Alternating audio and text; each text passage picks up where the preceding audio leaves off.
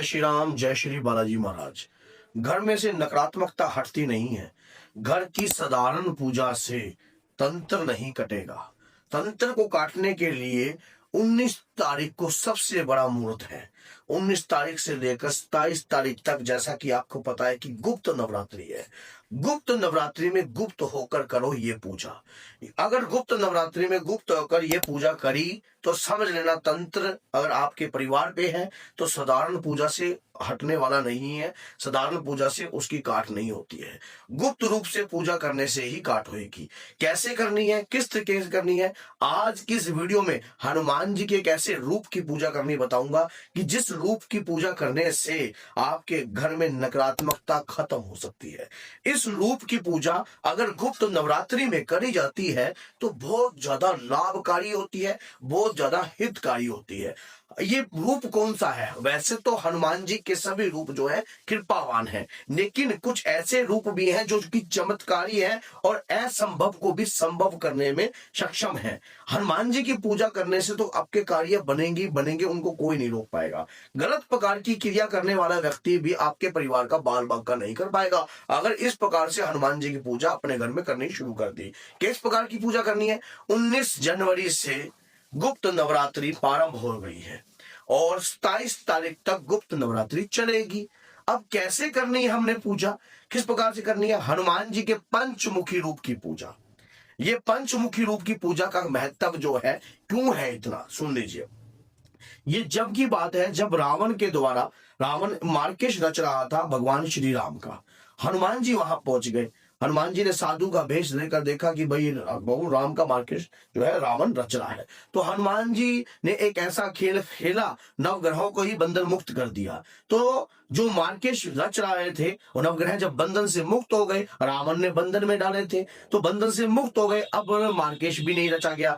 तो उसने अपने जो है आई रावण से गुहार करी, जो कि पाताल लोक का निवासी था। पाताल लोक में उसका शासन चलता था। वो बहुत तकड़ा मायावी था, बहुत तकड़ा मायाओं में वो, जो आपको पता है मेघनाथ के बाद जो है वो ऐरावत था। तो माया रचकर वो भगवान श्री राम और लक्ष्मण को मूर्छित कर पाताल लोक में ले गया।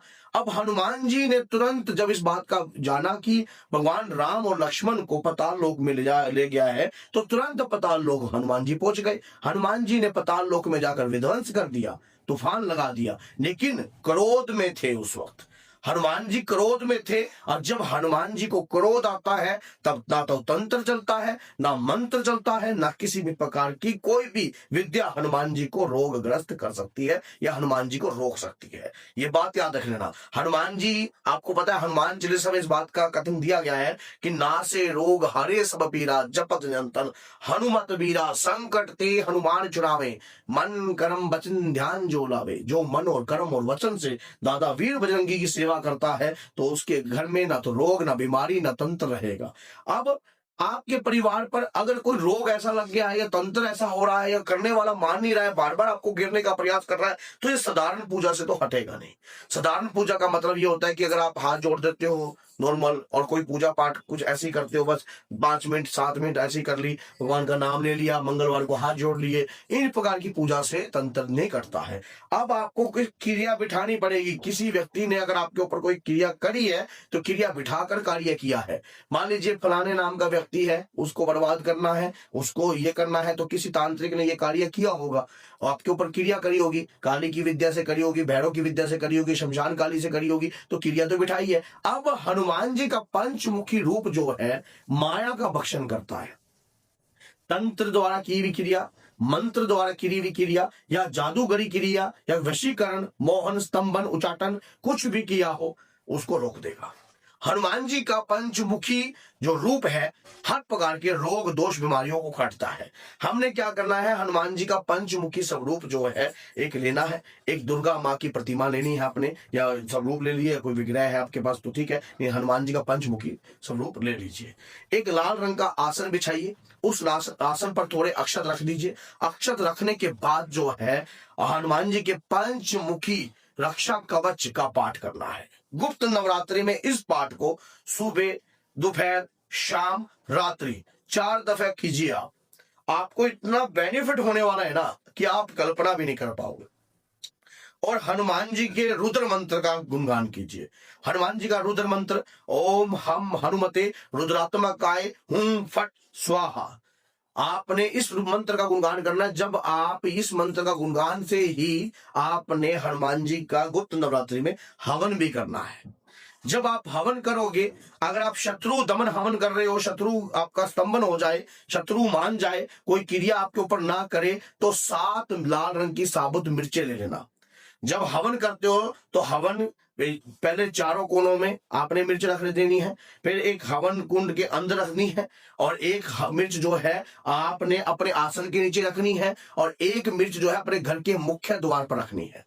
ये इस प्रकार से आपने मिर्च ले ली। और हवन की प्रक्रिया में सामग्री क्या होती है? सामग्री जो है पंचमेवाओं की सामग्री से हवन नहीं करना है। अगर आप शत्रु का हवन कर रहे हो, कोई शत्रु अगर तंत्र कर रहा है, मान नहीं रहा है, तो प्यार से साधारण पूजा से वो हटेगा नहीं। उसके लिए जो है आपको कार्रवाई करनी पड़ेगी। क्या लेनी? शमी की लकड़ी लेनी है, 21 लकड़ियां शमी की लकड़ी।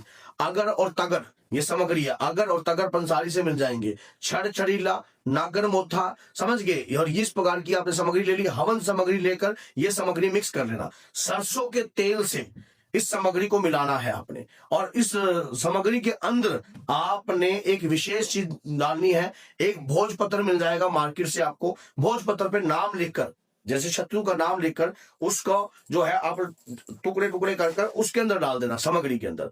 और हनुमान जी का जो रुद्र मंत्र है, पंचमुखी रक्षा कवच का तो पाठ कीजिए, और हनुमान जी का रुद्र मंत्र का पाठ कीजिए। ओम हम हनुमते रुद्रात्मकाय हुं फट स्वाहा। समझ गए? तो इस प्रकार से आप हवन कर सकते हो। ये जो लोग, ये उन लोगों के लिए है जो आपके ऊपर क्रिया करते हैं, क्रिया बिठाते हैं, गलत प्रकार की प्रक्रिया करते हैं। ऐसे लोगों को रोकने का प्रयास हमें करना चाहिए। और इस प्रकार की प्रक्रिया करने से, इस प्रकार की सामग्री रखकर कार्य करने से आपके ऊपर किसी भी प्रकार का जो है भारीपन नहीं आएगा। जिस दिन जो है आपका लास्ट दिन होगा, 27 तारीख होगी, उस दिन ये सातों की सातों मिर्चें अपने ऊपर से 7 वार कर 5 लड्डू रख लेकर अपने पूरे परिवार के ऊपर से, अपने ऊपर से किसी भी नहर किनारे, यमुना किनारे, कहीं भी जाकर चुपचाप रखाना। पीछे मुड़कर देखना मत। आपके ऊपर लगा हुआ तंत्र, आपके ऊपर लगी हुई क्रिया, आपके ऊपर करी हुई क्रिया स्वयं काट सकते हो आप अपने घर में बैठकर। लेकिन अगर ये वीडियो अपने तक रख लेते हो तो नाइंसाफी करते हो सामने वाले व्यक्ति के साथ। क्योंकि वीडियो अगर बनी है तो जन के कल्याण के लिए बनी है, और जन का कल्याण अगर ना हो, क्योंकि जन्म मिले आप लोगों के, तो आप 10 लोगों को इस वीडियो को जरूर शेयर करें और चैनल को सब्सक्राइब करें, ताकि हर वीडियो ऐसी ही अच्छी से अच्छी, बेहतर से बेहतर आप तक पहुंच जाए। तो बोलिए जय सीताराम, जय श्री बालाजी महाराज, जय माता दी।